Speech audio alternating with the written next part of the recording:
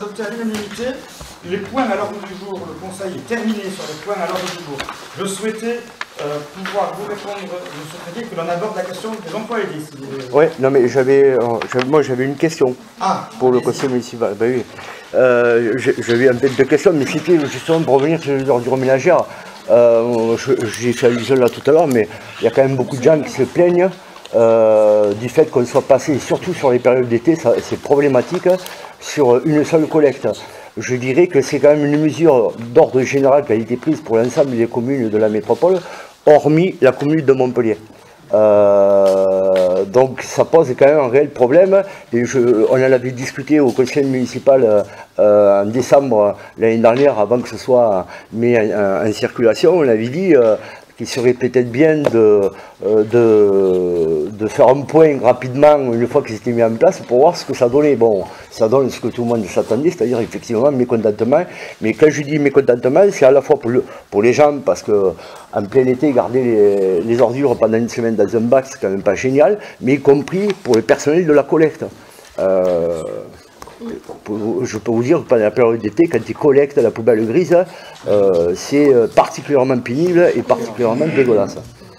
Donc il faudrait peut-être voir au niveau de la métropole, mais corriger le tir, je pense, au moins sur les périodes chaudes, parce que c'est vraiment ingérable.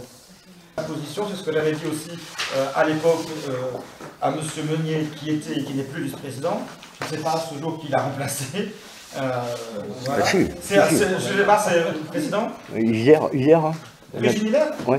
Déjà, elle a eu la délégation. Oui. Ah ben voilà, écoutez, je n'ai pas été informé.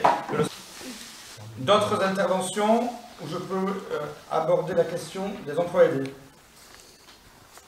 Je vous remercie. Donc, comme vous le savez, cet été, le nouveau gouvernement a décidé de façon brutale, je le dis, de façon brutale, le non-renouvellement et la suppression d'une grande partie des emplois aidés. Nous étions encore en train de travailler pour recruter 3 emplois aidés et nous avions des accords de Pôle emploi sur ces recrutements. Et le 17 août, ces recrutements ont été stoppés. J'ai donc le jour même écrit à monsieur le préfet copie à notre nouvelle parlementaire. Monsieur Dupin. On ne peut être que d'accord. C'est scandaleux aussi bien sur la forme que sur le fond. Supprimer les emplois aidés, ce n'est pas supprimer les besoins qui existent. Et donc il va y avoir des répercussions très importantes sur le fonctionnement de la commune. Et c'est pour ça que je regrette que cette motion n'ait pas pu être votée dès aujourd'hui. Parce que ce que vous venez de dire, on le retrouve dans la motion qu'on vous proposez. Et vous avez fait un courrier, c'est louable, et on peut que s'en féliciter, mais je pense qu'une motion votée par le conseil municipal aujourd'hui apporter de l'eau encore plus sur ce dossier et faire en sorte qu'on puisse éviter cette situation à laquelle on va être confronté, parce que comme vous l'avez dit, ça va toucher non seulement la population, les populations fragiles comme les enfants, ça va toucher la culture aussi, puisqu'il y a quelqu'un à la bibliothèque, et puis c'est un peu le rasoir à deux lames, ça va toucher les personnels directement concernés qui vont se retrouver au chômage. Donc on est d'accord.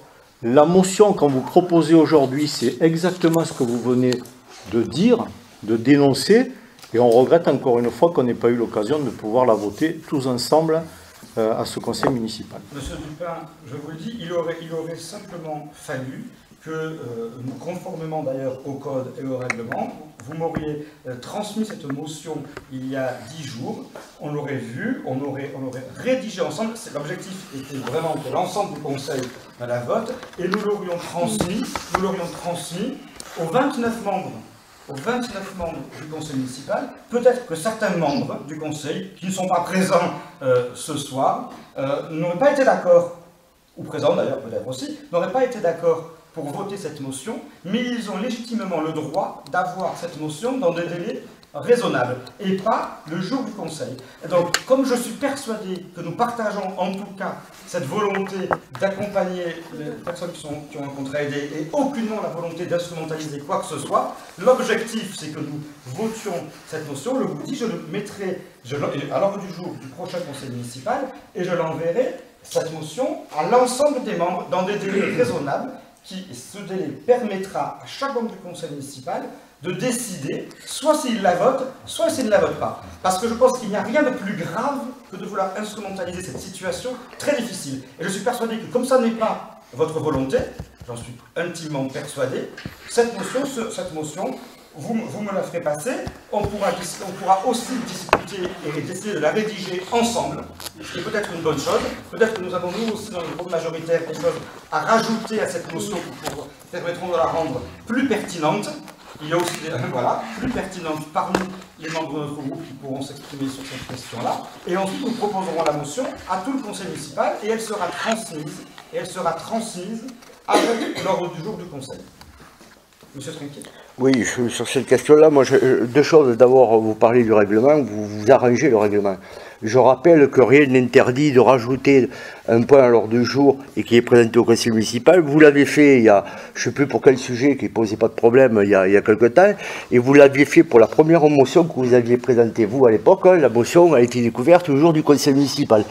Donc, il ne faudrait quand même pas l'instrumentalisation. Je ne sais pas si c'est nous qui la faisons, mais ou plutôt vous. Ça, c'est le premier point. Moi, j'aimerais insister sur l'aspect de cette décision catastrophique.